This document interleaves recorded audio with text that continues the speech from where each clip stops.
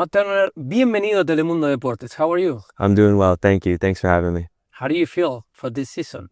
I'm excited for this season. It's an exciting time for the Revolution. Obviously, new coach, some new players, new faces coming in, and there's obviously a historical club. We've been around for 30 years, so it's time for us to, put our money where our mouth is and, compete for the trophy.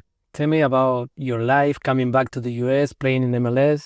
Yeah, it was obviously a big change. It was an abrupt change, but to be able to go back to a place I know very dearly in New England, in Boston, the city, around people I love, around family, to help with the adjustment period. It's been really great being back in MLS, obviously seeing all the players, seeing how much the league has grown for the 3 years I was away it's insane how quickly it's growing, and the quality of the player from position 1 to position 25 is so much greater now, and it makes the league really interesting, and it's still so fun to be a part of, and it was fun to watch from afar as well.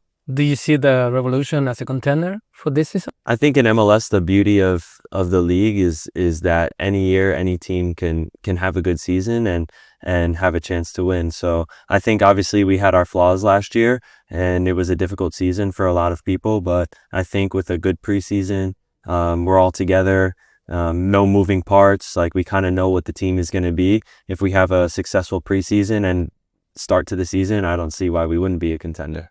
Is this your best friend? You're holding it in front of me, and I'm kind of like, I'm antsy. I feel like anytime there's a ball around, and even since I was a kid, anytime there was a ball or a baseball bat or anything, I always want it in my hands. I get like fidgety, and this is my best friend and my biggest enemy. Let's talk about your goals for this year. It's a World Cup year. How do you prepare for that? I think I have to, I got away from myself a little bit in terms of thinking so much about the World Cup. And I think the best way I can prepare for the World Cup is to focus on the here and now, the every single day, the step by step, the each game, each preseason training session and training sessions during the year. Just focus on each and every single day, maximizing what I can get out of it nutritionally, mentally, working with performance coaches in the gym and mental performance coaches and things like that. And just leaving no stone unturned.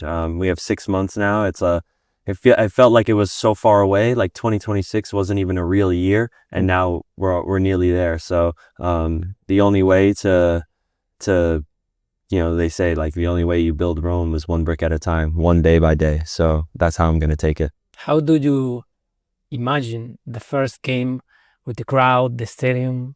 It just brings me back to one of my favorite memories of the World Cup in 2022, which was walking out onto the field for warm-ups in Qatar and seeing the Welsh fans on the right, all a huge red wall, and the red, white, and blue on the left.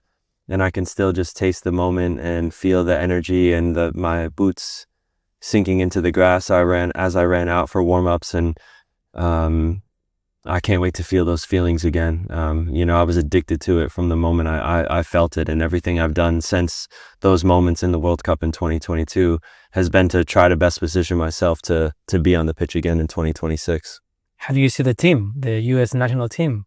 The U.S. national team is a strong team. We have a lot of identity, and we've proven that we have a really, really deep pool of players that can all perform at the highest level. Obviously, in November, with wins against Paraguay and Uruguay, it was an awesome window for us. But again, the World Cup is not won in November. The World Cup is not won in March. It's won in June and July. So we want to be playing our best football come June and July. And there's still 4 games before the World Cup even begins. So I'm sure there's going to be a lot of peaks and troughs within the game, outside of the game, and all that stuff. But we know we have the strength of our nation behind us, and that everyone's going to continue to push and lift our team to new heights. What is your dream for this year? My dream for this year is to be wearing the number 1 shirt, walking onto the field, being a leader of this team, and having a successful World Cup. What would you tell the fans? I would tell the fans that this is the time to get on board, to start to learn the players, understand the storylines. The World Cup it's crazy. Anything can happen. I think we've seen things that seemed so obvious that don't happen in that way. The World Cup is just once every 4 years. There's so much emotion and tension. Politically, it can happen. Culturally, it can happen.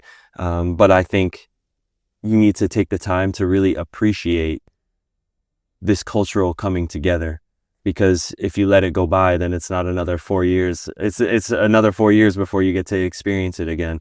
And to really try to learn and understand new cultures. And that was one of my favorite things about being in Qatar was it was my first time in the Middle East, learning the culture, playing against teams from Asia and England and Wales, and like, you know, teams that we just would have never played before, and guys that we never played before, and the Netherlands, and learning and just seeing all these different cultures and stuff was just so cool to me. And I hope that not only for me, but for all the people of the United States and Mexico and Canada, they can, you know, really take the time to try to understand some different cultures and let the sport broaden their horizons a bit. Before I let you go, I gotta ask you, how is your Spanish? My Spanish is okay. Yeah, it's all right.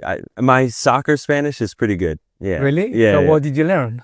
I took Spanish in school, but I learned a lot of just, you know, how to help people, direct them on the pitch, you know, left and right, behind, get up, all those kinds of things. Yeah. But, you know, I like to listen, after a glass or two of tequila, my Spanish is amazing, you know.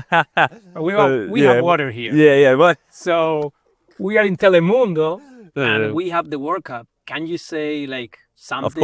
of course I can. In Spanish? Yeah, I will try. Let's try. Anything in Spanish? Anything like, you know, I see you in the World Cup, in Telemundo. Okay. Nos vemos en la Copa Mundial en Telemundo. That was awesome. Okay, Thank I you try so my much, best. man. I try my That best. was very good. Thank you very much. No And I problem. see you in the Yeah. World Cup. Absolutely. Ya que nos encontraste, No nos pierdas. Suscríbete al canal de YouTube de Telemundo Deportes.